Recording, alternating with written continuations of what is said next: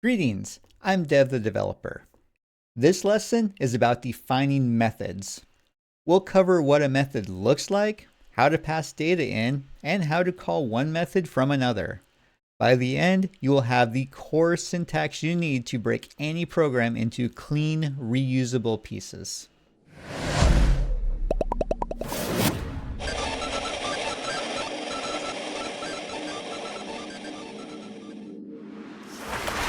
Your programs are getting longer.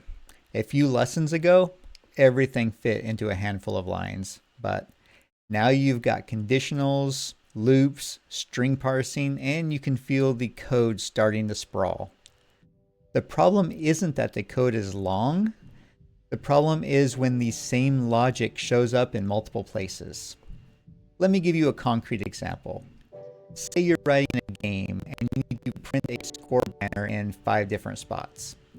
Without methods, you copy those 3 console write line calls everywhere. Then I tell you the format needs to change. Now you're hunting through 200 lines of code to update 5 separate spots. Miss one, and you have a bug. There are 3 big reasons to break your code into methods. The first is reusability. Write logic once, call it everywhere. Change it in one place and every call gets the update. The second is readability. A method name tells you what the code does. Print banner is self-explanatory. 10 raw lines of console.writeLine calls are not. The third is testability. A small method with one job is easy to test in isolation. If calculate tax is wrong, you know exactly where to look. Think of it like a recipe in a cookbook.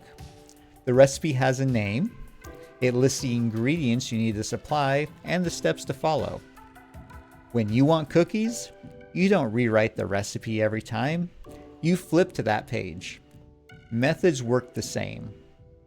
Alright, let's look at what a method actually looks like. Every method you write follows the same structure. I want to show you a skeleton first so you have a mental model, and then we'll fill it in with a real example.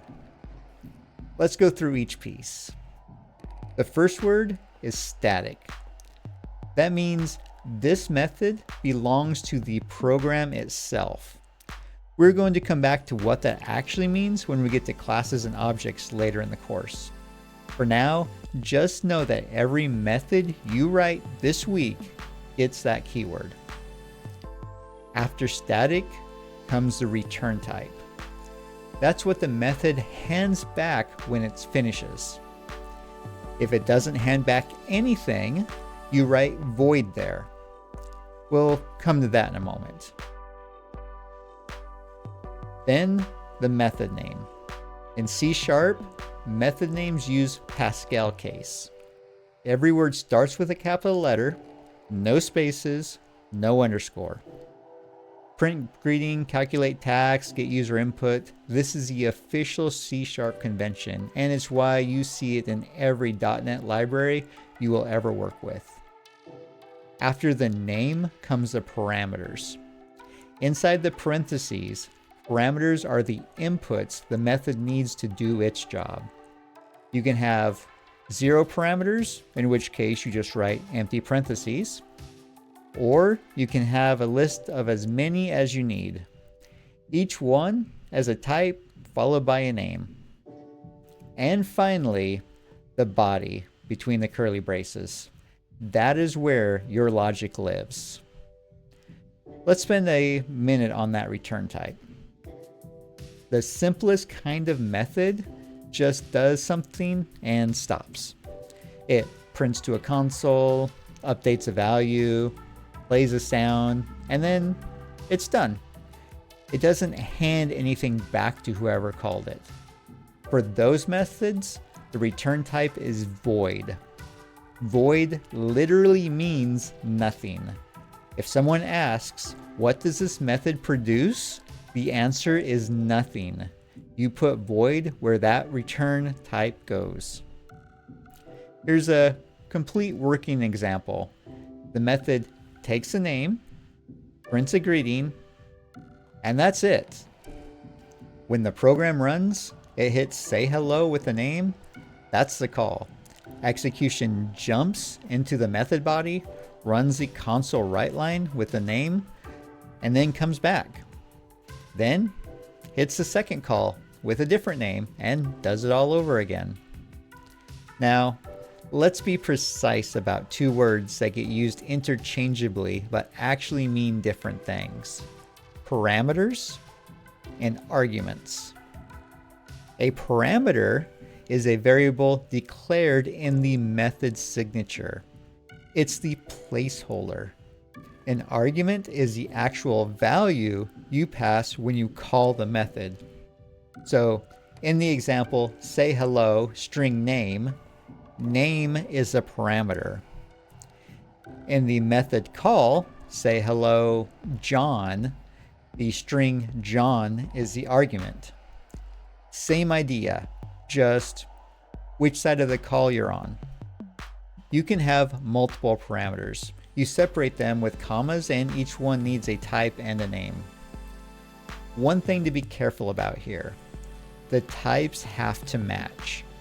If the parameter says int and you pass a string, the compiler will catch that before your program ever runs. That type safety is genuinely useful. It means a whole category of mistakes get caught immediately and not halfway through a demo. One more important thing before we wrap up this lesson. Methods don't only get called from the top level of your program. They call each other. That's actually how real programs are structured. Each method does one thing and delegates the smaller pieces to other methods. Let me show you what that looks like. We'll write a run round method that handles a full round of a game. It doesn't know how to print the score banner itself. It just calls print banner and lets that method take care of it. Run round calls print banner. Print banner doesn't know or care who called it. It just does its job.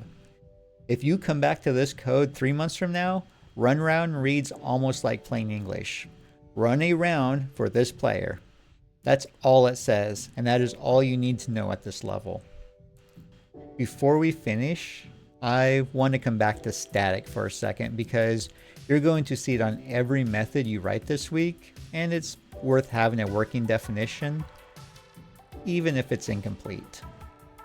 Static means the method belongs to the program, not to any particular object. Since we are not working with objects yet, all of your methods will be static. If you forget it, the compiler will point that out. When we get to classes, you will see methods that don't have static. And at that point, the distinction will actually make sense. For now, just include it.